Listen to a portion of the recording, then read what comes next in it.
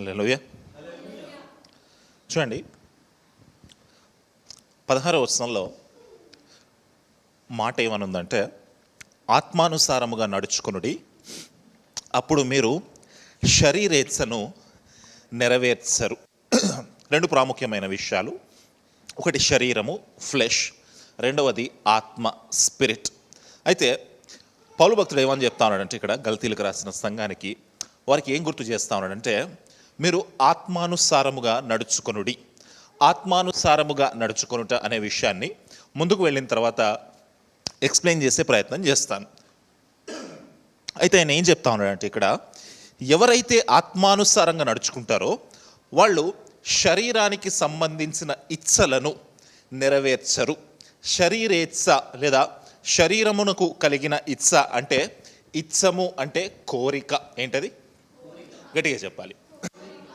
ఇప్పుడు మీ అందరూ చెప్పండి, నాకు మీకు ఏమేమి కోరికలు ఉన్నాయి? మీకు ఏమేమి కోరికలు ఉన్నాయి ఒకసారి చెప్పాలి నాకు.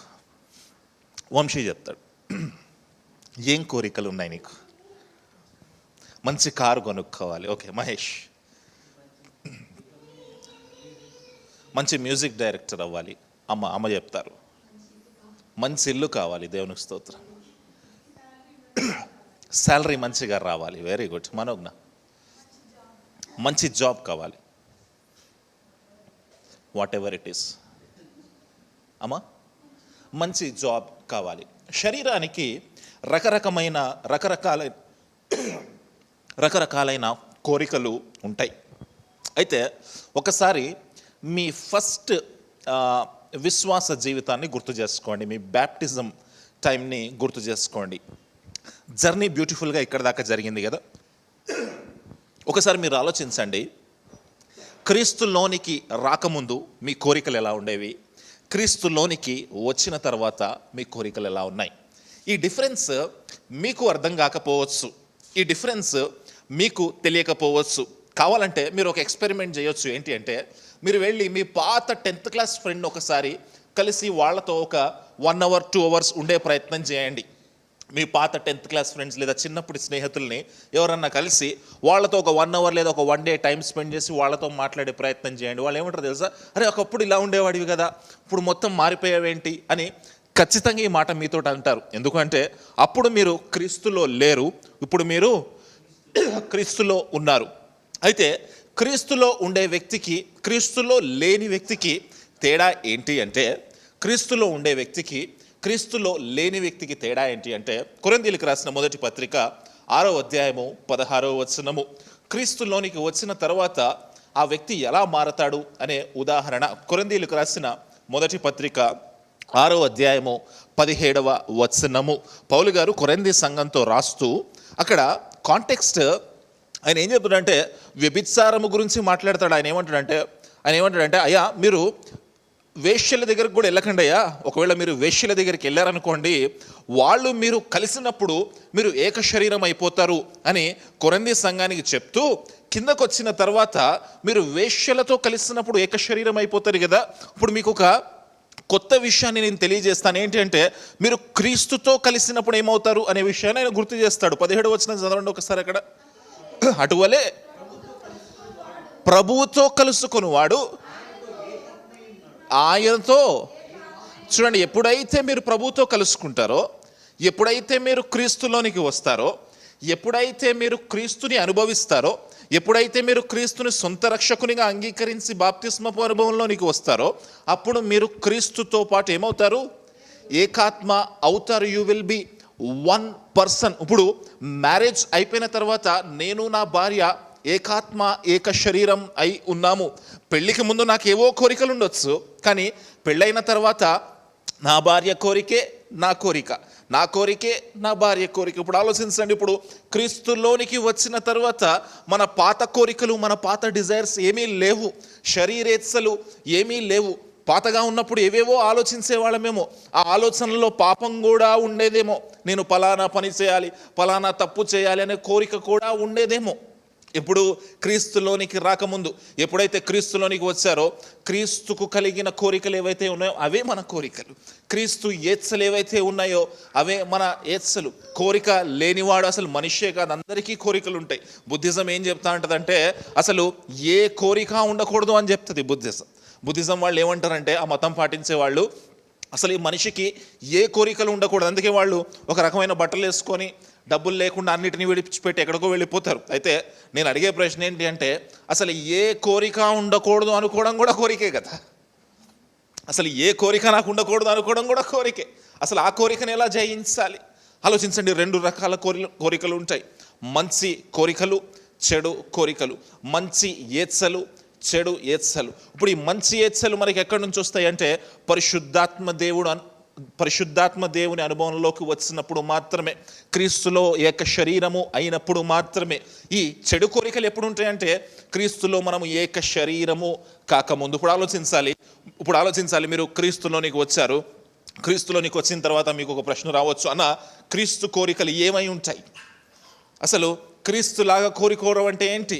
అసలు క్రీస్తు ఏత్సలంటే ఏంటి? What are the desires that we should have? అన్న ఆత్మ సంబంధమైన కోరికలు అంటే ఏంటి అనే ప్రశ్న మనకి రావచ్చు. అన్న నేను బాప్తిజం పొందాను, అన్న నేను న్యూ బార్న్ క్రిస్టియన్, నేను విశ్వాసంలోకి వచ్చాను, నాకు అప్పుడు కోరికలు అలాగే ఉన్నాయి, ఇప్పుడు అలాగే కోరికలు ఉన్నాయి అని మీరు అనుకోవచ్చు.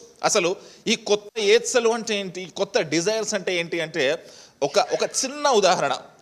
అనేక రకమైన కొత్త కోరికలు వస్తాయి, అనేక రకమైన కొత్త విషయాలు మన జీవితంలో చూస్తాం.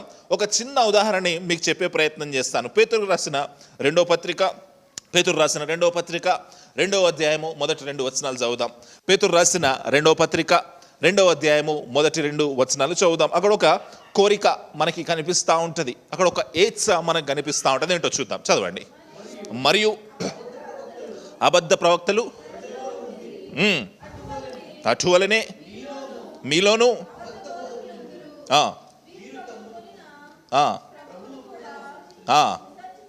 విసర్జించు. 2వ పేతురు పత్రికనా చదివేది? 2వ అధ్యాయం మొదటి వచనమేనా? ఒక్కసారి మొదటి పేతురు పత్రిక చదవండి. ఒక్క నిమిషం. ఇప్పుడు చదవండి. మొదటి పేతురు పత్రిక 2వ అధ్యాయము మొదటి 2 వచనాలు చదువుదాం. ప్రభు దయాళుడని మీరు రుచి చూచి ఉన్న ఎడల. అక్కడ ఆగుదాం ఒక్కసారి. సందర్భం ఏంటి అంటే, ప్రభు దయాళుడు అని, ప్రభు గొప్పవాడని, ప్రభు అద్వితీయుడని, ప్రభు ప్రేమ స్వరూపి అని, కృపగలవాడు అని రుచి చూచి ఉన్న ఎడల. ఎప్పుడు రుచి చూస్తాం? క్రీస్తులో ఉన్నప్పుడా, క్రీస్తులో లేనప్పుడా?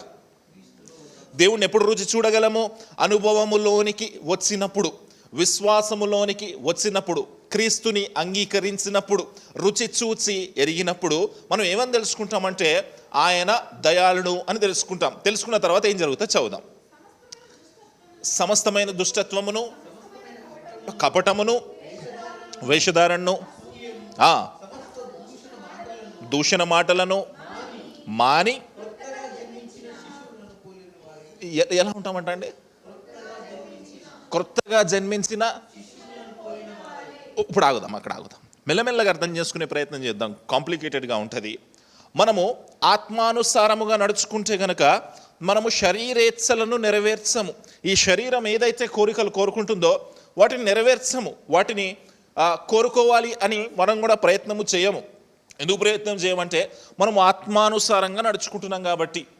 ఆత్మానుసారముగా నడుచుకోవడం అంటే ఏంటి అంటే, ఒక చిన్న ఉదాహరణ ఏంటంటే, ఎప్పుడైతే మీరు క్రీస్తు అనుభవంలోకి వస్తారో, ఎప్పుడైతే మీరు క్రీస్తుని తెలుసుకుంటారో, అప్పుడు మీరు ఏమవుతారు అంటే మీరు ఆయన దయాళుడు అని తెలుసుకుంటారు. ఆయన దయాళుడు అని తెలుసుకోవడం మాత్రమే కాదు, మీరు విశ్వాసంలో అప్పుడే పుట్టిన చిన్న పిల్లలాగా ఉంటారు. You will be like a baby.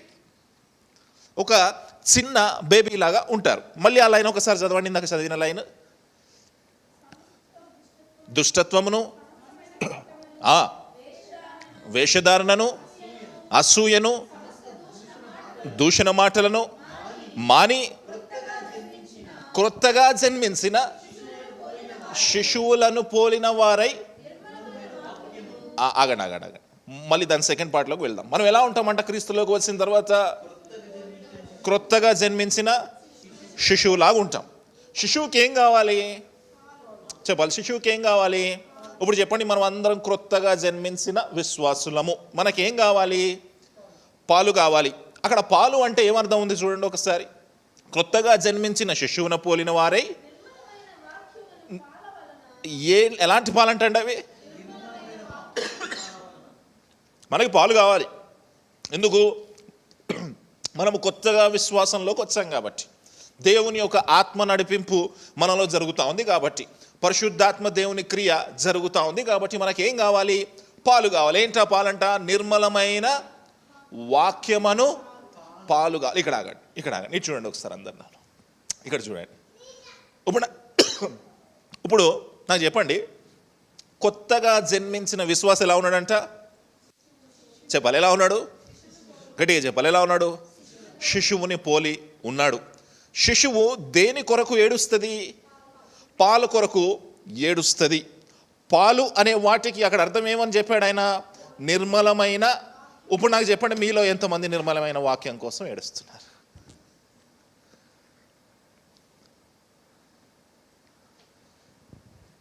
రెండో ప్రశ్నకు వస్తాను నేను. మీరు ఎంతమంది నిర్మలమైన వాక్యం కొరకు దాహం కలిగి ఉన్నారు?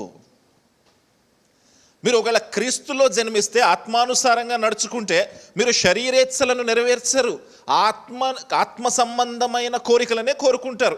ఏంటి ఒక కోరిక? ఉదాహరణ అంటే నిర్మలమైన వాక్యాన్ని మీరు కోరుకుంటారు, వాక్యం కొరకు దాహం కలిగి ఉంటారు. అక్కడ వర్షిప్ లేదు, పాటలు లేవు, ఇన్స్ట్రుమెంట్స్ లేవు, ఏమీ లేవు, వాక్యమే, నిర్మలమైన వాక్యం అన్నది. మీలో ఎంతమంది నిర్మలమైన వాక్యం కొరకు దాహం కలిగి ఉన్నారు? అది ప్రశ్న. ఒక శిశువు ఏం చేయాలి? ఏడవాలి. ఎందుకు ఏడవాలి? పాల కొరకు ఏడవాలి. ఆలోచించండి, శిశువుకు ఎవరన్నా పాలు తాగు, పాలు ఇవ్వకపోతే నువ్వు ఏడవాలి అని ఎవరైనా నేర్పిస్తారా? ఎవరైనా నేర్పిస్తారా అండి కూర్చోబెట్టి? మీకు ఆకలేస్తే అన్నం తినాలని ఎవరైనా నేర్పించారా మీకు చిన్నప్పటి నుంచి? ఎవరు నేర్పించలేదు, అది ఆటోమేటిక్గా వస్తుంది. ఎప్పుడైతే మీరు క్రీస్తులో పుడతారో, ఎప్పుడైతే క్రీస్తును అనుభవిస్తారో, నిర్మలమైన వాక్యము కొరకు దాహం కలిగి ఉంటారు. రెండో ప్రశ్నకు వస్తున్నారు, నిర్మలమైన దాహం కలిగి ఉన్నారా? మొదటి ప్రశ్న. రెండో ప్రశ్న ఏంటి తెలుసా? ఒకవేళ లేకపోతే ఏ శిశువు అయితే నిర్మలమైన వాక్యం కొరకు దాహం కలిగి లేకుండా ఉంటే, చెప్పండి, ఒక 3 రోజులు ఒక శిశువు పాల కోసం ఏడవకపోతే ఆ శిశువు ఏమై ఉంటుంది? ఇప్పుడు చెప్పండి, మీరు చనిపోయిన స్థితిలో ఉన్నారా, బ్రతికిన స్థితిలో ఉన్నారా? సంగమా, దేవుడు మాట్లాడుతూ ఉన్నాడు. God is talking to you. ఏ స్థితిలో ఉన్నారు? వాక్యము కొరకు దాహము కలిగిన విశ్వాసిగా ఉన్నావా, లేదా చచ్చిన స్థితిలో ఉన్నావా? ఏ విశ్వాస అయితే క్రీస్తుతో ఏక శరీరముగా ఏక సంబంధము కలిగి ఉంటాడో, అతనిలో పరిశుద్ధాత్మ దేవుని క్రియ ఏం చేస్తుందంటే నిర్మలమైన వాక్యము కొరకు దాహాన్ని కలుగజేస్తుంది.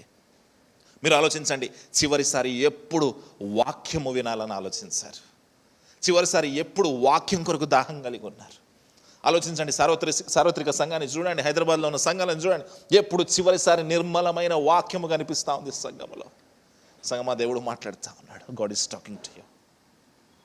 అక్కడ స్వస్థతలు లేవు, అక్కడ దయాలను వెళ్ళగొట్టడాలు లేవు, అక్కడ గుడ్డివారు బాగు చేయబడటం లేదు. అన్నా, నేను విశ్వాసంలోకి వచ్చాను, నాలో దాహం కలుగుతుందన్న, నాకు స్వస్థత కావాలి అనే దాహం కలుగుతుంది. అక్కడ లేదు ఆ మాట. పేతురు గారు రాస్తా ఉన్నాడు మాట. ఏమంటా ఉన్నాడంటే, నిర్మలమైన వాక్యము కోసమైన దాహము, ఆకలి, హంగర్. సంగమా, దేవుడు మాట్లాడుతున్నాడు. God is talking to you. ఒకవేళ నీ హెల్త్ని చెక్ చేయాలి అంటే, నీకు ఎంత బాగా ఆకలేస్తుంది అని అడుగుతాడు డాక్టర్. ఆకలేస్తుందా, తింటున్నావా అని అంటాడు. బాగా తింటున్నారా అని అంటారు. వెయిట్ ఎంత ఉన్నావు చెక్ చేస్తారు. మరి నిజంగా వాక్యం కొరకు దాహం కలిగి ఉన్నావా? ఇతర విషయాలు నిన్ను ఆక్షేపిస్తున్నాయా? మొదటి ప్రశ్నకు వద్దాం. ఆత్మానుసారముగా నడుచుకుంటే శరీరేచ్ఛలను నెరవేర్చారు. ఒక ఉదాహరణ చెప్పాను మీకు. ఒకవేళ ఆత్మ కార్యము, ఆత్మ ఏచ్ఛ ఏంటి అంటే వాక్యము కొరకు దాహము కలిగిన స్థితి ఉందా? ముందుకు వెళ్ళిన తర్వాత అనేకమైన విషయాలు, ఇక్కడ పౌలు భక్తుడు గల్తీలకు రాసిన సంఘంలో అనేకమైన విషయాలు గుర్తు చేస్తూ ఉంటాడు మనకి. ఏమేమి ఉంటాయి, ఆత్మ నడిపింపుకుంటే ఏమేమి ఉంటాయి, ఏమేమి ఉండకూడదనే విషయాల్ని ఖండితంగా ఆయన అక్కడ మాట్లాడే ప్రయత్నం చేస్తూ ఉంటాడు. ఒకవేళ మీరు అనుకోవచ్చిన ఆత్మకార్యం మాలో జరిగింది, పాత స్థితి అంతా పోయిందా అంటే, పాత స్థితిని అయితే మనం సిలువ వేస్తాం, కానీ దేవునితో పాటు కొన్ని విషయాలు ఇంకా శరీరం ఆక్షేపిస్తూ ఉంటుంది మనల్ని. కొన్ని విషయాలు ఇంకా శరీరం మనల్ని ఆక్షేపిస్తూ ఉంటుంది. బహుశా మనల్ని చూసిన వాళ్ళు అనుకోవచ్చు, సరే ఎంత మారిపోయావురా అనుకోవచ్చు. ఎందుకు? మన హ్యాబిట్స్ మారిపోయాయి, మన కోరికలు మారిపోయాయి. ముందున్నట్టుగా మనం లేము, ముందున్నట్టు డ్రెస్సింగ్ చేస్తున్నట్టుగా మనం ఇప్పుడు చేయట్లేదు. మన వేషధారణ మారిపోయి ఉండొచ్చు. ప్రశ్న, వాక్యం కోసం దాహం కలిగి ఉన్నావా, ఆకలి కలిగి ఉన్నావా? ప్రశ్న. చాలామంది దేని కొరకు దాహం కలిగి ఉంటారు తెలుసా? చాలామంది దేని కొరకు దాహం కలిగి ఉంటారు తెలుసా? తిమోతికి రాసిన రెండవ పత్రిక 4వ అధ్యాయం 3వ వచనం. తిమోతికి రాసిన 2వ పత్రిక 4వ అధ్యాయము 3వ వచనం. కొంతమంది దాహం ఉంటుంది, వాక్యం కావాలనే దాహం ఉంటుంది, కానీ ఎలాంటి వాక్యం కావాలో దాహం చూడండి వాళ్ళకి. ఆకలి ఉంటుంది, ఎలాంటి ఆకలో చూడండి ఒకసారి వాళ్ళకి. తిమోతికి రాసిన 2వ పత్రిక 4వ అధ్యాయం 3వ వచనం చదువుతాం. ఎందుకనగా జనులు హితబోధను సహింపక దురద చెవులు గలవారై తమ స్వకీయ దురాశలకు అనుకూలమైన బోధకులను పోగు చేసుకొని సత్యమునకు చెవినీయక కల్పన కథల వైపునకు. కొంతమందిలో ఆకలి ఉంటుందంట, కొంతమంది ఏడుస్తారంట వాక్యం కోసం. ఇటు చూడాలి అందరు. కొంతమందిలో ఆకలి ఉంటుంది, శిశువులాగే వాళ్ళు కూడా ఏడుస్తారు పాల కోసం, నిర్మలమైన వాక్యం కోసం. కానీ అది నిజంగా నిర్మలమైన వాక్యం కాదు. వాళ్ళకి ఏం కావాలి? కల్పనా కథలు కావాలి. ఏం కావాలి? పిట్ట కథలు కావాలి. ఇక్కడ మాకు చెప్పడానికి కొత్త టాపిక్లు ఏం లేవు, మీరు వినడానికి పెద్ద కొత్త టాపిక్లు ఏం లేవు. అందుకే ఏం చేయాలి? ఒక పిట్టని తీసుకొచ్చి ఆ పిట్ట చుట్టూరు కథ వాక్యాన్ని వినిపించాలి. మీరు జేజేలు హల్లెలూయాలు కొట్టాలి. ఎందుకు? అది మీకు సాటిస్ఫైయింగ్గా ఉంది కాబట్టి. ఇప్పుడు ఆలోచించండి, అది ఆత్మ సంబంధమైన ఆకల, శరీర సంబంధమైన ఆకల? చెప్పాలి, చెప్పండి. అది ఆత్మ ఏత్స అయి ఉన్నదా? ఆత్మ సంబంధమైన కోరిక అయి ఉన్నదా? శరీర సంబంధమైన కోరిక అయి ఉన్నదా? ఇప్పుడు ఆలోచించండి, ఆ పిట్ట కథలతోటి ఆ నడిపిస్తూ ఉన్న సంఘానికి వెళుతూ ఉన్న వాళ్ళందరూ ఏం కోరికలు నెరవేర్చుకుంటున్నారు? శరీర సంబంధమైన ఎత్సలు నెరవేర్చుకుంటున్నారు. అందుకే గలతీలకు రాసిన సంఘానికి ఆయన చాలా క్లియర్గా చెప్తారు, దేర్ ఆర్ డిఫరెన్సెస్. రెండు వేరువేరుగా ఉన్నాయి. ఒకసారి దేవునిలోకి వచ్చిన తర్వాత పరిశుద్ధాత్మ దేవుని పని, పరిశుద్ధాత్మ దేవుని నడిపింపు నీలోకి వచ్చిన తర్వాత నువ్వు వాటి వైపు చూడడానికి వీలు లేదు. ఇంకా నువ్వు చూస్తూ ఉన్నావు అంటే ఇంకా పాత స్థితి మర్చిపోలేదు. ఇంకా అక్కడి నుంచి కొన్ని బర్డెన్స్ తెచ్చుకున్నావు, ఇంకా అక్కడి నుంచి కొన్ని విషయాలు తెచ్చుకున్నావు. వాక్యానికి నువ్వు ఇంపార్టెన్స్ ఇవ్వట్లేదు. నిర్మలమైన వాక్యం కొరకు నువ్వు చూడట్లేదు.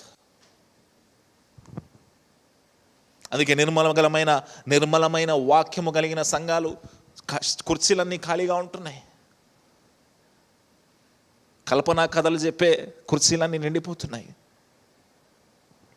మాట ఘాటుగా ఉండొచ్చు, కానీ సర్వసత్యం ఇది. సంగమా, దేవుడు మాట్లాడుతూ ఉన్నాడు. రేపు పొద్దున్న నువ్వు పరలోకం వెళ్ళిన తర్వాత, క్రీస్తు న్యాయపీఠం ముందు నిలుచున్న తర్వాత ఇది కూడా ప్రశ్నే నీకు.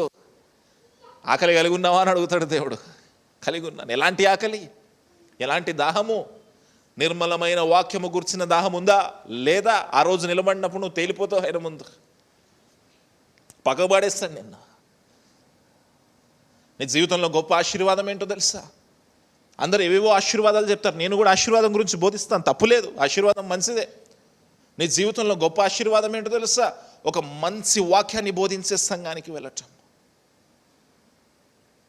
వాక్యాన్ని వాక్యముగా ఉన్నట్టుగా చెప్పే సంఘానికి వెళ్ళటం. చిన్నప్పుడు మా తల్లిగారు అనేకమైన సంఘాలకి చుట్టూరు తిరిగి ఏది బాగుంది ఏది బాగాలేదు అని చూసుకొని ఒక మంచి సంఘానికి మమ్మల్ని అలవాటు చేసింది. ఆ సంఘంలోనే పంపించింది. 30 సంవత్సరాలు అదే సంఘంలో పెరిగాం మేము. మంచి వాక్యము కలిగిన సంఘం, నిర్మలమైన వాక్యము కలిగిన సంఘం. సంఘమా, దేవుడు మాట్లాడుతున్నాడు. Are you desiring for the flesh? Are you desiring for the word of God? దేవుని యొక్క వాక్యం కొరకు ఆకలి కలిగి ఉంటా ఉన్నావా? కోరిక కలిగి ఉంటా ఉన్నావా? ముందుకు వెళ్దాం. 5వ అధ్యాయం 16వ వచనం మళ్ళీ చదువుదాం ఒకసారి. గట్టిగా చదవాలి, అందరు చదవాలి. నేను చెప్పున్నది ఏమనగా, ఆత్మానుసారముగా ఎలా నడుచుకోవాలంట? గట్టిగా చెప్పాలి. ఆత్మానుసారముగా నడుచుకోవడం అంటే ఏంటి? అసలు ఆత్మ ఎక్కడ మొదలైంది? ముందు నుంచి ఉంది. అనంతుడుగా పరిశుద్ధాత్మ దేవుడు ఉన్నాడు, ఒక పర్సన్గా ఉన్నాడు త్రిత్వంలో. అయితే క్రీస్తు మనకి పరిచయం చేసింది ఎప్పుడో తెలుసా? క్రీస్తు మనకి పరిచయం చేసింది ఎప్పుడో తెలుసా? యోహాను రాసిన సువార్త 14వ అధ్యాయం 16వ వచనం తీయండి. యోహాను రాసిన సువార్త 14వ అధ్యాయం 16వ వచనం. ఆత్మని మనకి ఎప్పుడైనా పరిచయం చేశాడు? పాత నిబంధన గ్రంథంలో కూడా అనేక మార్లు ఆత్మ గురించి మనం విన్నాము. కొత్త నిబంధనలో క్రీస్తు మనకు పరిచయం చేసిన సందర్భాన్ని మీకు గుర్తు చేస్తాను. నేను తండ్రిని వేడుకొందును, మీ యొద్ద ఎల్లప్పుడూ ఉండుటకై ఆయన వేరొక ఆదరణకర్తను, అనగా సత్యస్వరూపి అయిన ఆత్మను. చూడండి, యేసుక్రీస్తు వారి చివరి మాటలు అవి. చివరి మాటల్లో ఆయన ఏం చెప్తున్నాడో తెలుసా? ఇంకొక ఆదరణకర్త మీ దగ్గరికి వస్తాడయ్యా. ఎవరు ఆదరణకర్త అంటే పరిశుద్ధాత్మ దేవుడు. ముందుకు వెళ్ళి చదవండి, 17వ వచనం వరకు చదవండి. లోకములో ఆయన చూడదు, ఆయన ఎరగదు గనుక ఆయన పొందనేరదు. మీరు ఆయనను ఎరుగుదురు, నివసించుదురు మీలో. ఇప్పుడు చెప్పండి, ఆత్మ గురించి, పరిశుద్ధాత్మ దేవుని గురించి ఆయన పరిచయం చేస్తున్నాడు. ఆయన ఏమంటాడో తెలుసా? లోకం ఆయనను ఎరగదు. ఎవరైతే క్రీస్తులోనికి రారో, ఎవరైతే క్రీస్తులోనికి నడిపించబడరో వారిలో పరిశుద్ధాత్మ దేవుడు ఉండడు. ఎవరైతే క్రీస్తులోనికి వస్తారో వారిలో పరిశుద్ధాత్మ దేవుడు ఉంటాడు. ఈ పరిశుద్ధాత్మ దేవుడు చేసే మొదటి కార్యం ఏంటి? వాక్యము కొరకు దాహము కలిగించి. ఇంకా అనేకమైనవి ఉన్నాయి, ముందుకు వెళ్తే మనం తెలుసుకుందాం. ఇంకేం చేస్తాడు పరిశుద్ధాత్మ దేవుడు? 14వ అధ్యాయం 26వ వచనం చదవండి. 14వ అధ్యాయం 26వ వచనం చదవండి. ఆదరణకర్త అనగా పరిశుద్ధాత్మ ఏం చేస్తుందంట? గట్టిగా చెప్పాలి. ఏం చేస్తుందంట? బోధిస్తుందా? మీరు ఏం చేయాలి, ఎలా ఉండాలి, ఎలా నడిపించబడాలి, ప్రతి విషయాన్ని బోధిస్తుంది. బోధించి సంగతులన్నిటినీ ప్రతి క్షణం మీ జ్ఞాపకం చేస్తుందంట దేవుణ్ణి. ఆలోచించండి, క్రీస్తులోనికి రాకముందు, క్రీస్తులోనికి వచ్చిన తర్వాత డిఫరెన్స్ ఏంటి అంటే, క్రీస్తులోనికి వచ్చిన తర్వాత పరిశుద్ధాత్మ దేవుడు నీలో ఉండి నిన్ను నడిపిస్తూ ఉంటాడు. ఒకవేళ శరీరేచ్ఛను, ఏదైనా ఒక చిన్న పాపాన్ని ఎంటర్టైన్ చేయాలి అని అనిపించినా సరే పరిశుద్ధాత్మ దేవుడు లోపల నుంచి గద్దిస్తూ ఉంటాడు. ఇది తప్పు, ఇది తప్పు అని గద్దిస్తూ ఉంటాడు. అయినా నువ్వు పడిపోతూ ఉన్నావు అంటే అది నువ్వు శరీరానికి లోబడ్డావు అని అర్థం. కానీ ఒకసారి ఆలోచించండి, అసలు క్రీస్తులో లేనప్పుడు మార్నింగ్ టిఫిన్ దగ్గర మొదలుపెట్టి నైట్ డిన్నర్ వరకు ప్రతిసారి పాపంలో పడిపోయి ఉంటాం కదా, దాన్ని ఎంటర్టైన్ చేస్తుంటాం కదా. మనకి చెప్పేవాళ్ళు ఎవరు లేరు కదా, లోపల పరిశుద్ధాత్మ దేవుడే లేడు కదా. కానీ క్రీస్తులోనికి వచ్చిన తర్వాత పరిశుద్ధాత్మ దేవుడు టాంట్ చేస్తూ ఉంటాడు, గుర్తు చేస్తూ ఉంటాడు, ఆ గిల్టీ ఫీలింగ్ని తెప్పిస్తూ ఉంటాడు. పరిశుద్ధాత్మ దేవుడు చేసే కార్యం చూడండి. యోహాను సువార్త 15వ అధ్యాయం 26వ వచనం. 15వ అధ్యాయం 26వ వచనం. యోహాను సువార్త 15వ అధ్యాయం 26వ వచనం చదవాలి అందరు. తండ్రి యొద్ద నుండి ఆదరణకర్త అనగా ఆత్మ వచ్చినప్పుడు ఏం చేస్తుందంట? పరిశుద్ధాత్మ దేవుడు వచ్చినప్పుడు ఏం చేస్తాడంట? క్రీస్తు గురించి సాక్ష్యం ఇస్తాడు, మిమ్మల్ని నడిపిస్తాడు, క్రీస్తు గురించి సాక్ష్యం ఇస్తాడు, మీలో వాక్యం కొరకు దాహం కలగజేస్తాడు. యోహాను సువార్త 16వ అధ్యాయం 13వ వచనం నుంచి చదువుదాం, 13 నుంచి 15 వరకు. 16వ అధ్యాయం 13 నుంచి 15 వరకు. అయితే ఆయన అనగా సత్యస్వరూపి అయిన ఆత్మ వచ్చినప్పుడు ఎక్కడికి నడిపిస్తాడండి? పరిశుద్ధాత్మ దేవుని కార్యాలు ఏమేమి జరుగుతాయని చెప్పాను ఇప్పటి వరకు. ఆయన మనకు వాక్యం కొరకు దాహం కలగజేస్తాడు, క్రీస్తు గురించి సాక్ష్యం ఇస్తాడు, సర్వసత్యంలోనికి నడిపిస్తాడు. ఇంకా చదవాలి. ఆయన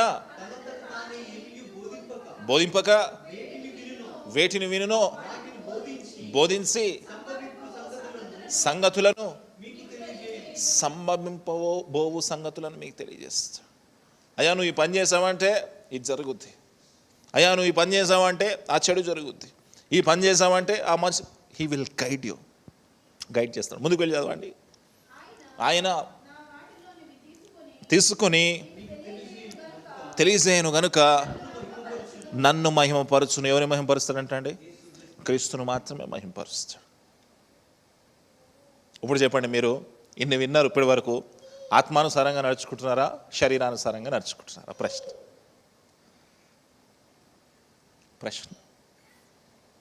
ఎవరైనా చెయ్యొచ్చు, అన్నా నేను ఆత్మానుసారంగా నడుచుకుంటున్నాను. ఒకవేళ నడుచుకోవట్లేదు అంటే మనం చచ్చిన వారమై ఉన్నామని అర్థం. We are being dead babies.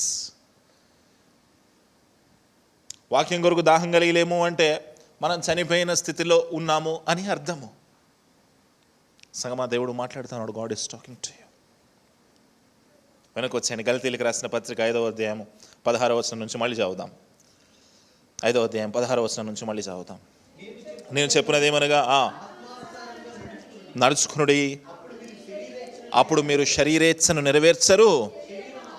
శరీరము ఆత్మకును, ఆత్మ శరీరమునకును విరోధముగా అపేక్షించును.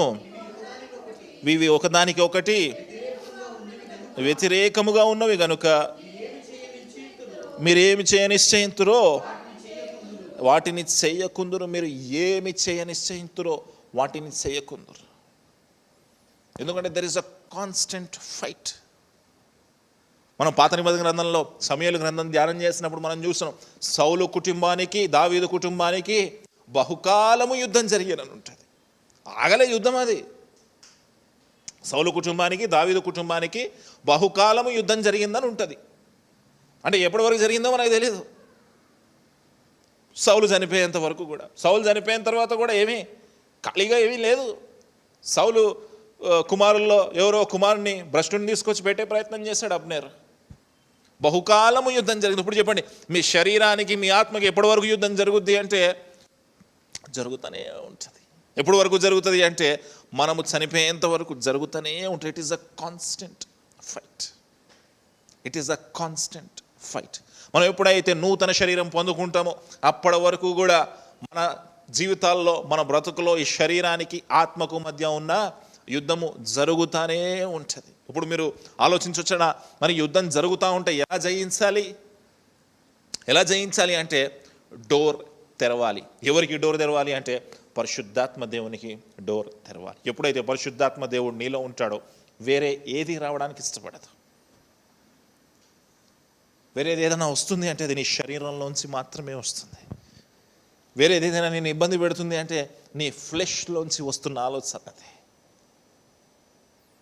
నీకు పాపం చేయాలి అనిపిస్తుందంటే పరిశుద్ధాత్మ దేవుడు నిన్ను పాపానికి ప్రేరేపించట్లేదు. ఆయన పాపానికి కర్త కాదు.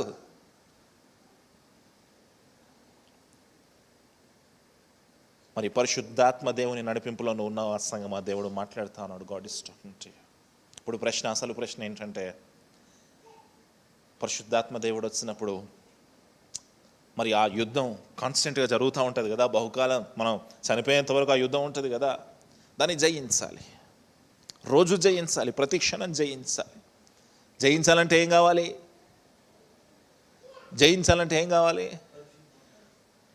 పరిశుద్ధాత్మ దేవుడు కావాలి. ఇప్పుడు మీరు యుద్ధానికి వెళ్ళాలి అనుకుందాం. మీరు యుద్ధానికి వెళ్ళాలి. ఏం కావాలి మీకు? ఆయుధాలు కావాలా?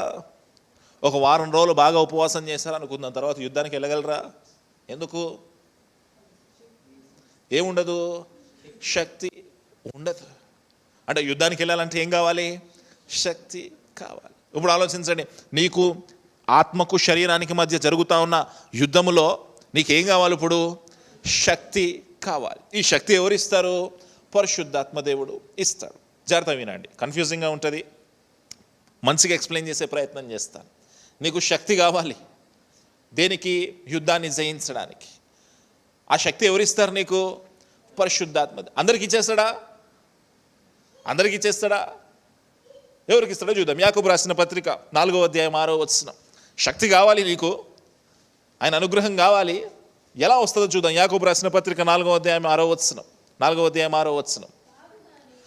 కాదు కానీ ఆయన ఎక్కువ కృపనిచ్చును, అందుచేత దేవుడు అహంకారులను ఎదిరించి దీనులకు. ఇక్కడ ఆగుదాం. పరిశుద్ధాత్మ దేవుని శక్తి మనకు కావాలి. ఆ శక్తి మనం ఎట్లా పొందుకుంటామంటే ఆయన కృప అనుగ్రహిస్తేనే పొందుకుంటాం. ఆ వచనంలో ఏమంటా ఉన్నాడు? కృప ఎవరికి ఇస్తాడంటే ఆయన ఎవరికి ఇస్తాడు? దీనులకి ఇస్తాడా, అహంకారులకు ఇస్తాడా? ఇప్పుడు ప్రశ్న ఏంటంటే, మీరు దీనంగా ఉంటున్నారా, అహంకారంగా ఉంటున్నారా? ప్రశ్న. యుద్ధం గెలవాలంటే శక్తి కావాలి. శక్తి కావాలంటే పరిశుద్ధాత్మ దేవుడు ఇవ్వాలి. పరిశుద్ధాత్మ దేవుడు ఆ శక్తిని ఇవ్వాలంటే దేవుని కృప మనకి కావాలి. ఆ కృప ఎవరికి వస్తుంది అంటే దీనులకు మాత్రమే వస్తుంది, అహంకారులకు రాదు. తర్వాత వచనం చదవండి, 7వ వచనం చదవండి ఒకసారి. కాబట్టి దేవునికి ఇప్పుడు చెప్పండి, మీరు దీన మనస్కులై ఉండాలంటే ఏమై ఉండాలి? మీకు అర్థమవుతుందా? మెల్లమెల్లగా ఒక్కొక్క పాయింట్ అన్ఫోల్డ్ అవుతుంది. ఆత్మానుసారంగా నడుచుకోవాలి. ఆత్మానుసారంగా నడుచుకోవాలంటే పరిశుద్ధాత్మ దేవుడు ఉండాలి లోపల. పరిశుద్ధాత్మ దేవుడు లోపల ఉంటే గనక మీకు శక్తి వస్తుంది. శక్తి ఎవరికి వస్తుంది అంటే అహంకారులకు రాదు, దీనులకు మాత్రమే వస్తుంది. దీనులు ఎవరయ్యా అంటే దేవునికి లోబడిన వారు. ఇప్పుడు మళ్ళీ ప్రశ్న దగ్గరకు వద్దాం, ఎంతమంది దేవునికి లోబడుతున్నారు? ప్రశ్న. ఎవరైతే దేవునికి లోబడతా ఉన్నారో వాళ్ళు దీనులుగా ఎంచబడి వారు దేవుని కృపను పొందుకుంటారు. ఎవరైతే దేవుని కృపను పొందుకుంటారో వాళ్ళు శక్తిని పొందుకుంటారు. ఎవరైతే శక్తిని పొందుకుంటారో వారిలో పరిశుద్ధాత్మ దేవుని కార్యము జరుగుతుంది. ఎవరైతే పరిశుద్ధాత్మ దేవుని కార్యం వారి జీవితాల్లో జరుగుతుందో వాళ్ళు నిరంతరము జరిగే ఈ శరీరానికి మధ్య, ఆత్మకు మధ్య ఉన్న పోరాటంలో విజయులుగా ఉంటారు. హల్లెలూయా. ఈ చెక్ లిస్ట్ అంతా ఒకసారి వేసుకొని టిక్కులు కొట్టుకోండి, మీకు అర్థమవుతుంది. ఒకసారి నీట్గా రాసుకొని టిక్కులు కొట్టుకునే ప్రయత్నం చేయండి, మీకు అర్థమవుతుంది. ఏం చేస్తుందంటే పరిశుద్ధాత్మ దేవుడు ఏమి ఇస్తాడంటే మనకి శక్తిని ఇస్తాడు. He will give strength to fight the battle. అంత మాత్రమే కాదు, రోజు క్రీస్తులో నడిచే కృపను మనకు దయచేస్తాడు పరిశుద్ధాత్మ దేవుడు. రోజు క్రీస్తులో నడిచే కృపను ఆయన మనకు దయచేస్తాడు పరిశుద్ధాత్మ దేవుడు. అంటే మీరు అనుకోవచ్చనా, ఒక రోజు క్రీస్తులో నడిచి ఒక రోజు క్రీస్తులో నడవకపోయే రోజులు ఉంటాయా? ఉంటాయి, ఖచ్చితంగా ఉంటాయి. అయినా క్రీస్తులో బలంగా ఒక వారం రోజులు నడిచాం మేము, ఇంకొక వారం రోజులు క్రీస్తులో లేము అనే రోజులు ఉంటాయి అంటే ఖచ్చితంగా ఉంటాయి. ఉదాహరణలు మన కళ్ళ ముందే కనిపిస్తాయి. విశ్వాసంలో బలంగా సాగిన వాళ్ళు సడన్గా విశ్వాసంలో పడిపోవచ్చు, విశ్వాసంలోంచి తొలగిపోవచ్చు. ఎందుకు? ఏ ఇచ్చలను నెరవేరుస్తూ ఉన్నారు వాళ్ళు? ఆత్మ సంబంధమైన ఇచ్చలను నెరవేరుస్తున్నారా, శరీర సంబంధమైన ఇచ్చలు నెరవేరుస్తున్నారా? అంటే శరీర సంబంధమైన ఇచ్చలను నెరవేర్చు వాడు, శక్తి లేని వాడు ఎప్పుడైనా పడిపోవచ్చు.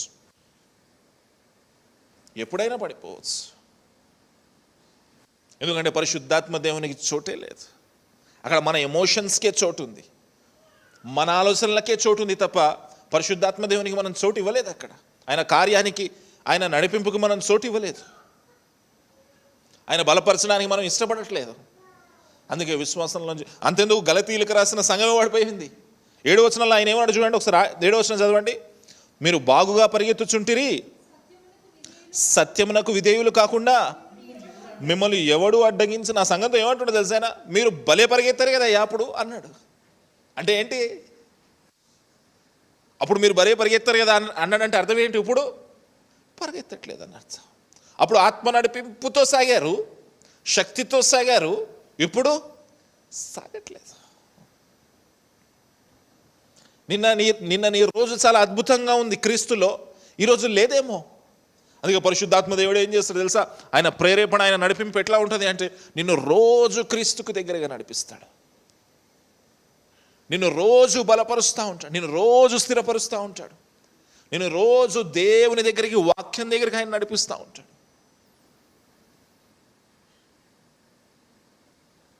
మనం నడిపిస్తూ ఉన్నాడా? Are you giving him the chance to lead you? పరిశుద్ధాత్మ దేవునికి చోటిచ్చి మీరు నడిపించే అధికారం ఇస్తూ ఉన్నారా? ప్రశ్న. ఏది గెలుస్తూ ఉంది మీ జీవితంలో? శరీరము గెలుస్తూ ఉందా? ఆత్మ గెలుస్తూ ఉందా? ప్రశ్న. దేవుడు మాట్లాడుతూ ఉన్నాడు. 18వ వచనంలోకి వద్దాం. మీరు ఆత్మచేత నడిపించబడిన ఎడల, ఒకవేళ మీరు ఆత్మచేత మీరు నడిపించబడితే కనుక మీరు ధర్మశాస్త్రానికి లోనైన వారు కాదు. అంటే మీరు అనుకోవచ్చు, అన్న ధర్మశాస్త్రంలో ఉన్న 10 ఆజ్ఞలను కొట్టేస్తాడా దేవుడు? అంటే కాదు కాదు కాదు. ఆయన దాన్ని కొట్టివేయడానికి రాలేదు, సంపూర్ణం చేయడానికి వచ్చాడు. మీరు ఒకవేళ ఆత్మచేత నడిపించబడితే మీరు ధర్మశాస్త్రానికి లోనైన వారు కాదు, ఆత్మకు లోనైన వారు. మరి మన జీవితాల్లో ధర్మశాస్త్రమే ఉండదా అంటే, దేవుడు ఇర్మియా గ్రంథంలో ఒక ప్రవచనాత్మకమైన మాట మాట్లాడతారు. ఇర్మియా గ్రంథం 31వ అధ్యాయం 37వ వచనం. మనం ధర్మశాస్త్రంలో ఉంటామా ఉండమా? ఒకవేళ ఆత్మ సంబంధములమై ధర్మశాస్త్రానికి లోను కాకుండా ఉన్నవారికి ప్రవచనాత్మకంగా ఒక మాట ఆయన చెప్తా ఉన్నాడు. ఇర్మియా గ్రంథం 31వ అధ్యాయం 33వ వచనం చదవండి ఒకసారి. ఈ దినములైన తరువాత ఇజ్రాయేలు వారితోనూ యూదా వారితోనూ నిబంధన ఇదే, వారి మనస్సులలో నా ధర్మవిధి. చెప్పండి, ఇప్పుడు ధర్మవిధి ఎక్కడ ఉంటుంది? మన మనస్సుల్లో ఉంటుంది. తర్వాత చదవండి. వారి హృదయముల మీద ఎక్కడ రాస్తాడంట? మన మనసులో, మన హృదయం మీద ఆయన ఏం రాస్తాడంట? ఆ ధర్మశాస్త్రపు విధులను కట్టడలను రాస్తాడు. అంటే ఏం చెప్తా ఉన్నాడు ఆయన? పరిశుద్ధాత్మ దేవుడు నీలో ఉంటాడయ్యా, ఆయన నువ్వు ఏం చేయాలి ఏం చేయకూడదు ఆయన చెప్తాడు. నువ్వు ధర్మశాస్త్రానికి లోనైన వాడివి కాదు కాబట్టి పరిశుద్ధాత్మ దేవుడే నిన్నన్నిటికీ నడిపిస్తాడు. ప్రశ్న ఏంటంటే, మరి నువ్వు దేనికి లోనై ఉన్నావు? ఆత్మకు లోనై ఉన్నావా? శరీరానికి లోనై ఉన్నావా? What is your choice? What is your choice? కొన్ని విషయాలను ఆయన ఉటంకిస్తూ అద్భుతంగా ఇక్కడ రాస్తాడు చూడండి. 19వ వచనంలో అసలు శరీర కార్యములు అంటే ఏంటి అనే విషయాన్ని ఆయన రాస్తాడు చూడండి. శరీర కార్యములు స్పష్టమై ఉన్నాయి. అసలు శరీరానికి సంబంధించిన కార్యాల గురించి కొన్ని ఎగ్జాంపుల్స్ చెప్తా ఉన్నాడు ఆయన. చదవండి ఒకసారి. అవేవనగా జారత్వము, అపవిత్రత,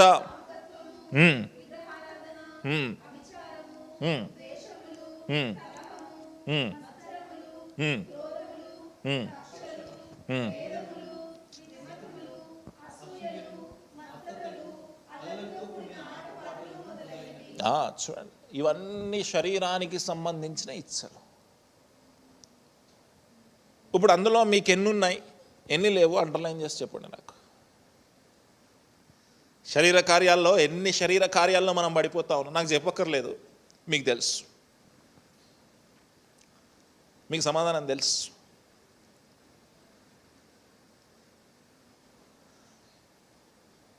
మొదటి ప్రశ్న ఏమని చెప్పాను? ఆత్మచేత నడిపించబడతా ఉన్నావా? శరీరేచ్ఛలు నెరవేరుస్తున్నావా? ఒకవేళ ఆత్మచేత నడిపించబడితే కనుక శరీరేచ్ఛలు ఉండవు. శరీరేచ్ఛలు ఏంటి? ఈ లిస్ట్. మరి ఆ లిస్టులో ఎన్ని టిక్ మార్క్ కొట్టుకుంటావు? నీకు నువ్వు కొట్టుకుంటావు, అక్కడ కొట్టక్కర్లే, మీ మనసులో మీకు తెలుసు. అంటే ఏంటి అర్థము? ఇంకా శరీరేచ్ఛలకి మనం ఇంపార్టెన్స్ ఇస్తా ఉన్నాం, ఆత్మ నడిపింపులో లేము. మళ్ళీ విచిత్రంగా రాయించాడు ఆయన చూడండి. ఒక్కొక్క సెట్గా రాయించాడు చూడండి. 19వ వచనంలో స్పష్టమై ఉన్నవి అవేవనగా జారత్వము, అపవిత్రత, కామకత్వం. ఇది ఎవరైనా ఇంగ్లీష్లో చదవచ్చా? 19వ వచనంలో now the works of the flesh are evident, sexual immorality, impurity, sensuality అని ఉంది. అదొక సెట్. దాన్ని ఏమంటామంటే సెన్సువల్ సిన్స్ అంటాం. Sensual sins. తర్వాత ఇంకో సెట్ ఉంటుంది అక్కడ, విగ్రహారాధన, అభిచారం. అదొక సెట్. అదేంటి సెట్ అంటే మతపరమైన పాపం. మొదటి పాపం ఏంటి అంటే మనము శరీరముతో చేసే పాపము. ఏంటవి మొదటి పాపాలు ఏంటి? జారత్వము, అపవిత్రత, శరీరముతో చేసే పాపములు. తర్వాత సెట్ చూడండి, విగ్రహారాధన, అభిచారము అని ఇక్కడ రాస్తుంది, కానీ నిజానికి అది సోసరీ అంటే గారడీ విద్యలు లేదా చేతబళ్ళు అలాంటివి, మతపరమైన పాపములు. తర్వాత 8 ఉంటాయి అభిచారము తర్వాత. చదవండి ఏంటవి? ద్వేషములు, కలహము, మత్సరము, కోదములు, అసూయలు. ఇవి మనుషుల మీద మనం చేసే పాపాలు. ఇవి ఇతర మనుషుల మీద మనం చేసే పాపాలు. చివరి ఇంకో 2 ఉన్నాయి. ఏంటవి? మత్తతలు, అల్లరితో కూడిన ఆటపాటలు. మత్తతలు అంటే మత్తు పదార్థాలు.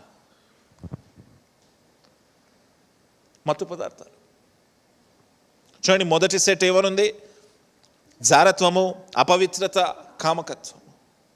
జారత్వము పెళ్లి కాకుండానే కలవటం, అపవిత్రత, బాడీని ప్యూర్గా పెట్టుకోకూడదు, కామకత్వము, ఎక్స్ట్రీమ్ సెన్షువాలిటీ అంటాం దాన్ని. అంటే ఒక వైల్డ్ ఆలోచనలు రావడం, సెక్స్కి సంబంధించిన వైల్డ్ ఆలోచనలు రావడం బ్రెయిన్లో.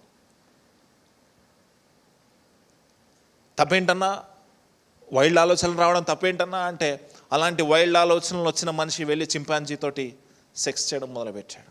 చింపాంజీలో ఉన్న హెచ్ఐవి వైరస్ని మనుషుల్లోకి సోకించే ప్రయత్నం చేశాడు. వైల్డ్ ఆలోచనలు, కామకత్వం లేవా సంఘాల్లో? ఉన్నాయి. చిన్న చిన్న ఆడపిల్లలను పాడు చేసేవాడు ఒకడు. బయటవి చెప్పట్లేదు, ఇక్కడే సంఘాల్లో. వినడానికి ఎబ్బెట్టుకు ఉండొచ్చు. సంగమా దేవుడు మాట్లాడుతా ఉన్నాడు, సెన్షువల్ సిన్స్. ఒకవేళ అలాంటివి ఏమైనా ఉంటే ఈరోజే విడిచిపెడదాం. చెప్పండి, ఈరోజే విడిచిపెడదాం. గట్టిగా చెప్పండి, ఈరోజే విడిచిపెడదాం. రెండవది విగ్రహారాధన, అభిసారము. రెండవ సెట్ మతపరమైన పాపములు. ఎదురుగా ఉన్న సేవకుడినో ఎదురుగా ఉన్న వ్యక్తినో విగ్రహంగా మార్చటం. మేమైతే విగ్రహారాధన చేయమన్నా, కానీ మా పాస్టరే మాకు విగ్రహం. పాపము. దేవుడు మాట్లాడుతూ చాలా క్లియర్గా మాట్లాడతారు, పాపం అది. అభిచారము, గారడి విద్యలు. చాలా సంఘాల్లో చూస్తూ ఉంటాను, మంచి విశ్వాసులే కానీ కాళ్ళకు నల్లదారం ఉంటుంది. దేవుడు మాట్లాడుతున్నాడు, పాపము.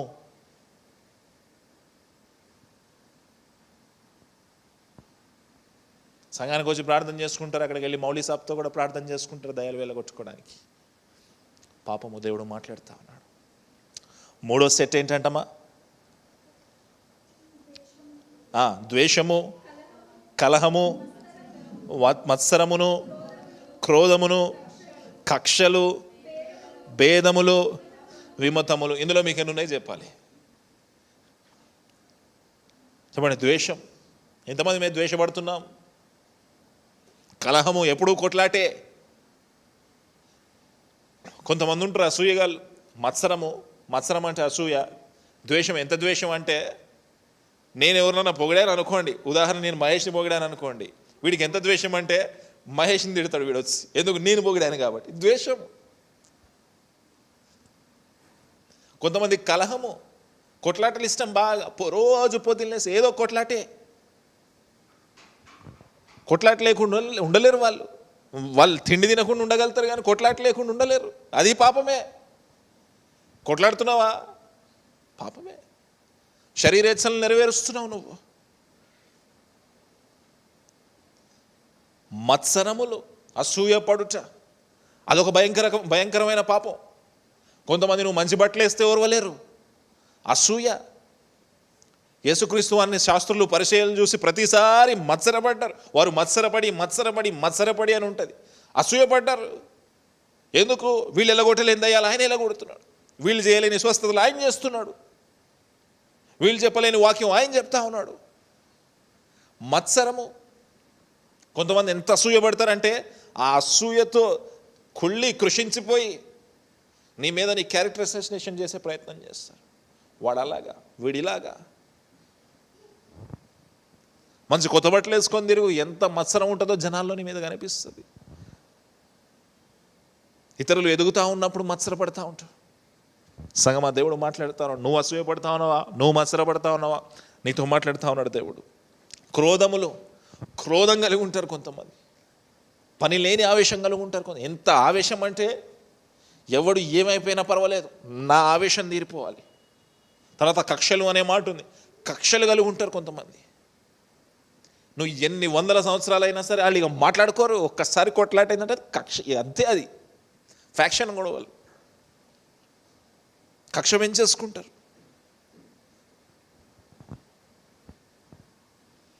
ఉన్నాయా నీలో ఇవి? సంగమా దేవుడు మాట్లాడుతూ ఉన్నాడు. భేదములు, విమతములు. భేదములు అంట. కొంతమందిలో భేదాలు పుట్టించే ఆత్మ ఉంటుంది. Division spirit. కలిసి ఉంటే ఓర్వలేరు. భార్యాభర్త చల్లగా ఉంటే ఓర్వలేరు. మధ్యలోకి దూరి గొడవలు పెడతారు. సంఘం కలిసి ఉంటే ఓర్వలేరు. కలహాలు పెట్టే ఆత్మ ఉంటుంది వాళ్ళలో, భేదం పెట్టే ఆత్మ ఉంటుంది. ఒక ఇద్దరు చక్కగా మాట్లాడుకుంటే ఓర్వలేరు, కొట్లాడ పెట్టాల్సిందే. తర్వాత విమతములు అంటే ఎన్వి, ఎదుటి వ్యక్తిని చూసి అరే నేను అలా ఎందుకు లేనే అని మత్సరపడటం, అసూయపడటం, వాళ్ళ ఎదుగుదలని చూసి అసూయపడటం. ఇవన్నీ ఉన్నాయా? ఇవన్నీ శరీరేచ్ఛలు ఆయన చెప్తా ఉన్నాడు, లిస్ట్ చెప్తా ఉన్నాడు. 4వ సెట్లోకి వద్దాం. 4వ సెట్లు ఏమున్నాయంట? అసూయలు, తర్వాత మత్తతలు, అల్లరితో కూడిన ఆటపాటలు, డ్రంకెడ్నెస్, తాగుబోత్తనం. చాలామంది చెప్పొచ్చు అన్న వెస్టర్న్ వరల్డ్లో చాలామంది తాగుతున్నారు కదా.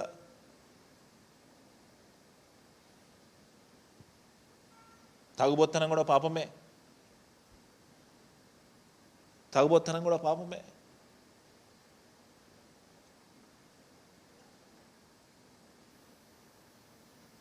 విచిత్రమైన కండిషన్ ఏంటంటే హీరోలుగా చూస్తున్నారు మన వాళ్ళు. తాగుబోత్తనాన్ని దేవుడు పాపంగా చూస్తాం. అల్లరితో కూడిన ఆటపాటలు. ఈ తాగుబోత్తనం గురించి ఇక్కడ ఒక చోటే మాట్లాడాలనుకుంటున్నారా? పౌలు గారు ఇక్కడ ఒకటి చోటే మాట్లాడాలనుకుంటున్నారా? మళ్ళీ ఇంకో చోట కూడా వచ్చి రోమిలికి రాసిన పత్రిక 13వ అధ్యాయం 12వ వచనం తీయండి. రోమిలికి రాసిన పత్రిక 13వ అధ్యాయం 12వ వచనం. 13వ అధ్యాయం 12వ వచనం. రోమిలికి రాసిన పత్రిక 13వ అధ్యాయం 12వ వచనం. రాత్రి ఉన్నది కనుక అంధకార క్రియలను విసర్జించి శరీర సంబంధమైన తేజ సంబంధమైన ధరించుకొందుము. ఆటపాటలైనను మత్తుని దేంతో పోలుస్తా ఉన్నాడు ఆయన? తేజస్సుతో పోలుస్తున్నాడా? చీకటితో పోలుస్తా ఉన్నాడా? చీకటితో పోలుస్తా ఉన్నాడు.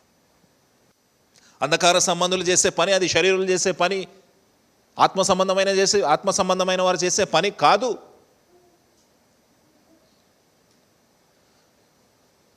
చాలా గట్టిగా ఖండిస్తూ ఉంది తాగుబోత్తనము. ఇవి ఈ లిస్ట్ ఇంటికి వెళ్ళాక టిక్ పెట్టుకోండి. ఎన్ని ఉన్నాయి, ఎన్ని లేవు, ఎన్ని శరీరేచ్ఛలు ఉన్నాయి, ఎన్ని శరీరేచ్ఛలు లేవు, టిక్ పెట్టుకోండి, మీకు అర్థమవుతుంది. ఇప్పుడు ఆత్మ సంబంధమైన ఫలం అంటే ఏంటో చూద్దాం. తర్వాత చదువుదాం. అయితే చూడండి, అక్కడ మాత్రము ఏమన్నాడు? శరీర కార్యములు అని బహువచనం వాడాడు. ఇక్కడ ఏమంటున్నాడు? ఆత్మఫలము. ఎందుకు? పరిశుద్ధాత్మ దేవుడు ఒక్కడే. అందులోంచి వచ్చే ఫ్రూట్ రావడానికి ఒక చెట్టు పెద్దగా కష్టపడక్కర్లే. చెట్టు ఎప్పుడన్నా కష్టపడి జిమ్ చేసి 6 ప్యాక్లు తెచ్చుకొని ఫ్రూట్ ఇవ్వడం చూసారా ఎప్పుడన్నా మీరు? ఫ్రూట్ ఎక్కడన్నా వర్షం కోసం పరిగెత్తుకుంటూ వెళ్ళి తవ్వుకొని వేర్లు గీర్లు అంతా న్యూట్రిషియస్ ఫుడ్ తినడం చూసారా మీరు? ఫలం ఎక్కడి నుంచి వచ్చింది? ఆయనే ఇచ్చాడు. ఎక్కడి నుంచి వచ్చింది ఆ ఫలము? లోపలున్న ఆత్మ. నీలో ఆయన ఆత్మ ఉంచాడు గనక, ఆయన కృప దయచేశాడు గనక, నువ్వు దీన మనస్కుడై ఉన్నావు గనక, అహంకారిగా లేవు గనక ఆయన ఆత్మను నీలో ఉంచాడు. ఆ ఆత్మ ఫలాన్ని కలుగజేస్తుంది. అందుకే భక్తుడు అంటాడు, వారి ఫలమును బట్టి వాళ్ళని గుర్తెరగమంటాడు. నీ ఫలమును బట్టి నేను గుర్తెరుగుతాను. What is your fruit? నీలో పరిశుద్ధాత్మ దేవుడు ఉంటే మంచి ఫలాన్ని ఇస్తావు. నీలో పరిశుద్ధాత్మ దేవుడు లేకపోతే శరీర కార్యాల్లో పడిపోతావు. నీ ఫలము అది.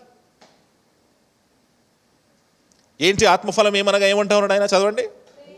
ప్రేమ, సంతోషము, సమాధానము, దీర్ఘశాంతము, దయాళుత్వము, మంచితనము, విశ్వాసము, సాత్వికము, ఆశానిగ్రహం. ఇవన్నీ ఉంటాయి.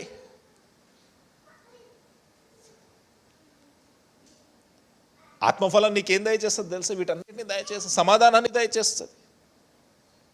ఎలాంటి సమాధానాన్ని, ఎలాంటి పీస్ని నీ లైఫ్లో దయచేస్తుంది అంటే ఫిలిప్పీలకు రాసిన పత్రిక 4వ అధ్యాయం 7వ వచనం. ఫిలిప్పీలకు రాసిన పత్రిక 4వ అధ్యాయం 7వ వచనం. ఎలాంటి సమాధానం మనకు కలుగజేస్తుంది? కొన్నే టచ్ చేస్తున్నాను, అన్ని టచ్ చేయట్లేదు. ఎప్పుడైనా అవకాశం ఉన్నప్పుడు మళ్ళీ చెప్పే ప్రయత్నం చేస్తా. అప్పుడు సమస్త జ్ఞానమునకు మించిన ఎలాంటి సమాధానం అండి అది? దేవుని సమాధానం ఎలా ఉన్నది? అన్ని జ్ఞానాల కంటే గొప్పదై ఉన్నది అది. అన్ని డిగ్రీల కంటే గొప్పదై ఉన్నది అది.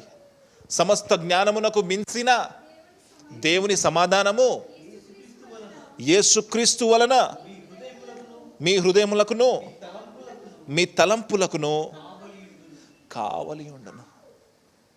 మనం అనుకుంటాం మన జ్ఞానం వచ్చేస్తే మన జీవితానికి సెక్యూరిటీ వచ్చేస్తుంది అనుకుంటాం. No no no no. దేవుడిచ్చే సమాధానము మాత్రమే నీకు కాపుదలగా ఉంటుంది. ఒక గొప్ప జ్ఞానవంతుడిని అయిపోతే, ఒక గొప్ప డిగ్రీ వచ్చేస్తే మంచి జాబ్ వస్తుంది, నా లైఫ్ సెక్యూర్. నో.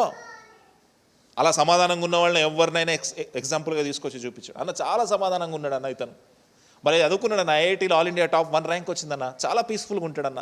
ఎవరు లేరు. ఎందుకు? ఆ జ్ఞానము సమాధానాన్ని కలుగా చేయలేదు కాబట్టి.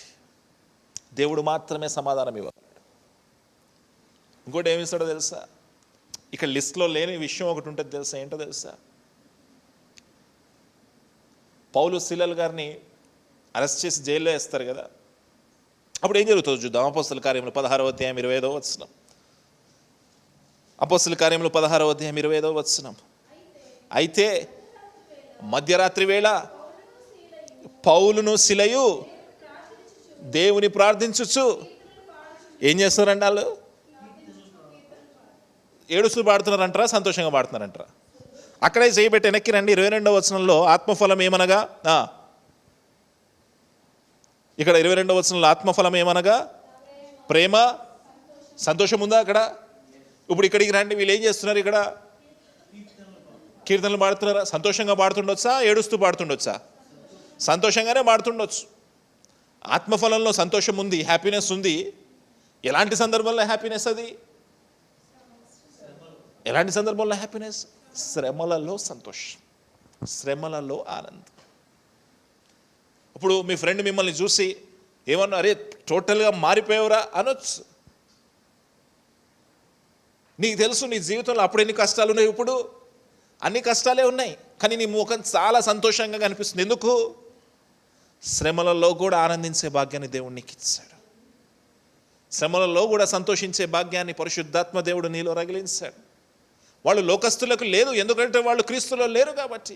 వాళ్ళు శ్రమ వచ్చినప్పుడు ఏడుస్తారు, పెడబెబ్బలు పెడతారు, గొడవలు పెట్టుకుంటారు, కలహం పెట్టుకుంటారు. ఏడుపు వచ్చినప్పుడు బార్కెళ్ళి మందేస్తారు. కానీ క్రైస్తవుడు అట్లా కాదు, పాటలు పాడతాడు, కీర్తనలు పాడతాడు. పౌలు శీలలు పాడినట్టు శ్రమ వచ్చినప్పుడు దేవుని సమాధానాన్ని ఆయన కలుగజేస్తాడు, దైవికమైన సంతోషాన్ని కూడా ఆయన కలుగజేస్తాడు, శ్రమలలో ఆనందించే భాగ్యాన్ని ఆయన కలుగజేస్తాడు, శ్రమలలో ఉత్సహించే భాగ్యాన్ని ఆయన కలుగజేస్తాడు. అయితే ఆత్మఫలం ఏమనగా ప్రేమ, సంతోషము, సమాధానము, దీర్ఘశాంతము, లాంగ్ సఫరింగ్. దీర్ఘశాంతం ఎప్పుడు కావాలో తెలుసా మనకి? ఎవరినైనా బాగా మనల్ని ఇరిటేట్ చేస్తున్నప్పుడు, ఎవరైనా మనల్ని బాగా ఇరిటేట్ చేసినప్పుడు కొట్టాలనిపిస్తుంది కదా. నీకు కొట్టాలనిపించదు, ఎందుకు? నువ్వు క్రైస్తవుడి కాబట్టి. నువ్వు వాళ్ళు ఏమైనా అన్నావు అనుకో, నీ యూట్యూబ్ ఛానల్ మీదో నీ మీదో రిపోర్ట్లు కొట్టి నీ ఛానల్ లేపేయచ్చు. ఎందుకు? వాళ్ళకి ఏం లేదు, దీర్ఘశాంతం లేదు, ప్రేమ లేదు. రోజు పొద్దున్న లేస్తే మనం ఏదేడుస్తూనే ఉంటారు, బూతులు తిడుతూనే ఉంటారు. మనం ఎప్పుడన్నా కొట్టామా? లేదు. ఎందుకు? మనకేముంది?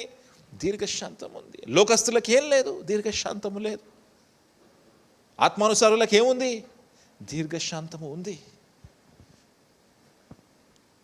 ఎక్కడి నుంచి వస్తుంది ఈ దీర్ఘశాంతము? ఆయన ఇస్తా ఉన్నాడు. ఎక్కడి నుంచి ఇస్తున్నాడు ఈ ప్రేమ? ఆయన ఇస్తున్నాడు. ఎక్కడి నుంచి వస్తుంది ఈ సంతోషం? ఆయన ఇస్తా ఉన్నాడు సంతోషం. ఎక్కడి నుంచి వస్తుంది ఈ సమాధానము? ఆయన ఇస్తున్నాడు ఈ సమాధానం. ఇప్పుడు ప్రశ్న, మీరు శరీరానుసారులుగా ఉన్నారా, ఆత్మానుసారులుగా ఉన్నారా? మీరు ఆత్మీయులుగా ఉన్నారా, శరీరులుగా ఉన్నారా? ప్రశ్న. మీ ఫ్రెండ్షిప్ ఎవరితోటి?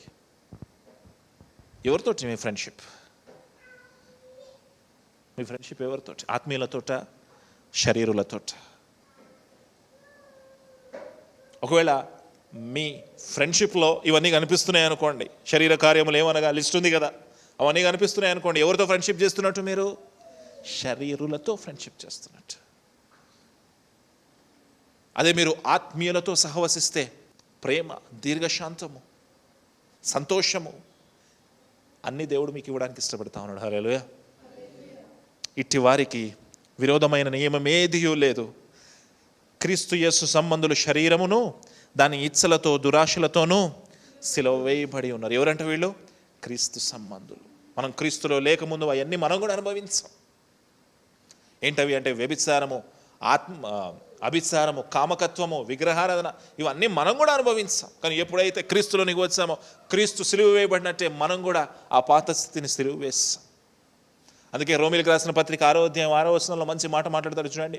రోమిలకు రాసిన పత్రిక 6వ అధ్యాయం 6వ వచనంలో చూడండి. 6వ అధ్యాయం 6వ వచనంలో, 6వ అధ్యాయం 6వ వచనం ఏమనగా, మనం ఇకను పాపమునకు దాసులు కాకుండానట్లు, నిరర్ధకమగునట్లు మన ప్రాచీన స్వభావమును ఆయనతో కూడా సిలువ వేసేయాలి. సంగమా, వేసావా సిలువ? ప్రశ్న. సిలువ వేసావా? ప్రశ్న. 25వ వచనం, మనము ఆత్మను అనుసరించి జీవించు వారమైతిమా, ఆత్మను అనుసరించి క్రమముగా నడుచుకుందుము. ఒకవేళ నువ్వు ఆత్మను అనుసరించి నడిపిస్తా ఉన్నావా నీ జీవితాన్ని? ఆత్మ సంబంధితమైన, ఆత్మ ప్రేరేపితమైన పనులు చేస్తా ఉన్నావా? క్రమంగా అలాగే నడుచుకో, అలాగే ఉండు, తొలగిపోకు. 26వ వచనం, ఒకరినొకరు వివాదమునకు రేపకయు, గొడవలు పెట్టుకోకుండా ఒకరి యందు ఒకరు అసూయ పడకయు వృధాగా అతిశయపడకుండా ఉండాలి. వృధాగా అతిశయపడతారు చాలామంది. ఎందుకంటే వారిలో ఏమీ లేదు, ఆత్మ లేదు, ఆత్మ నడిపింపు లేదు. ఈరోజు దేవుడు మీతో మాట్లాడుతూ ఉన్నమాట, శరీర సంబంధులుగా ఉన్నారా, ఆత్మ సంబంధులుగా ఉన్నారా? మీ జీవితంలో శరీర ఇచ్చలు నెరవేర్చబడుతున్నాయా, ఆత్మ సంబంధమైన ఇచ్చలు నెరవేర్చబడుతూ ఉన్నాయా? ఏ కోరికలు కోరుకుంటా ఉన్నావు? శరీర సంబంధమైన కోరిక, ఆత్మ సంబంధమైన కోరిక. ఏ ఫలము నీలో ఉంది? శరీర సంబంధమైన ఫలమా, ఆత్మ సంబంధమైన ఫలమా? దేనికి దాసిగా ఉన్నావు? శరీరానిక, ఆత్మక? నీలో ఎవరున్నారు? శరీరాన్ని నడిపించే సాతానా, నీ శరీరాన్ని బాగు చేసే ఆత్మ, పరిశుద్ధాత్మ దేవుడా? సంగమా, ప్రశ్న. దేవుడు నీతో మాట్లాడుతూ ఉన్నాడు. దేవుడు నీతో మాట్లాడుతూ ఉన్నాడు. God is talking to you. దేవుడి వాక్యాన్ని దీవించునుగాక. లేచి నిలబడదామా, ప్రార్థన చేద్దాం. లేచి నిలబడదాం, ప్రార్థన చేద్దాం. పరిశుద్ధుడా మీకు స్తోత్రాలు, బలవంతుడా మీకు స్తోత్రాలు. ఈరోజు వాక్యము ద్వారా మీరు మాతో మాట్లాడిన విధానానికై వందనాలు. ನನ್ನ శరీరము ఆత్మకును, ఆత్మ శరీరమునకు విరోధముగా ఆక్షేపించుతున్నది. అయా, ఈ ఆక్షేపణలో అయా మేము జయించలేక, ఆత్మను పొందుకోలేక, శరీర కార్యములకు లోనై దాసులమై మీకు వ్యతిరేకమైన క్రియలలో పడిపోతున్నామేమో. అయా, కామకత్వము, అభిచారము, విగ్రహారాధన, త్రాగుబోతుతనము, మత్తు, అల్లరితో కూడిన ఆటపాటలు, వాటిలో పడిపోతా ఉన్నామేమో. అయ్యా, ఈరోజు మీరు మమ్మల్ని దర్శించండి. శరీరానికి లోనైన కార్యాల్లో మేము పడిపోతా ఉన్నామేమో. నైనా, మాలో మీరు ఉంచిన ఆత్మ, మీరు మాకు వాగ్దానం ఇచ్చిన ఆత్మ, అవరిశుద్ధాత్మ దేవుని క్రియ మా జీవితంలో మీరు జరిపించండి, బలపరచండి, స్థిరపరచండి. మీ కృపా కాపుదల మా మీద ఉంచండి. అయ్యా, మేము ఆత్మకు సంబంధించిన ఫలము మాత్రమే పొందుకుందుము గాక తండ్రి. మా జీవితాల్లో ఆత్మఫలము మాత్రమే ఉండాలి తండ్రి. ప్రేమతో మెలగాలి, సంతోషము కలిగి ఉండాలి, దీర్ఘశాంతము కలిగి ఉండాలి. మీ రాజ్యాన్ని మేము స్వతంత్రించుకోవాలి తండ్రి. అట్టి శక్తి, బలము, కాపుదల మాకు దయచేయమని తండ్రి, కుమార, పరిశుద్ధాత్మ దేవుని నామములో అడుగుచూ వేడుకుంటున్నాం తండ్రి. మా తండ్రి అయిన దేవుని ప్రేమ, కుమారుడైన క్రీస్తు కృప, పరిశుద్ధాత్మ దేవుని సహవాసము తోడు చేరి వచ్చిన ప్రతి బిడ్డకి, ఆయా కుటుంబాలకైనా మెండుగా దయచేయనుగాక. ఆమేన్, ఆమేన్. ప్రైజ్ లార్డ్ అందరికీ. Praise lord.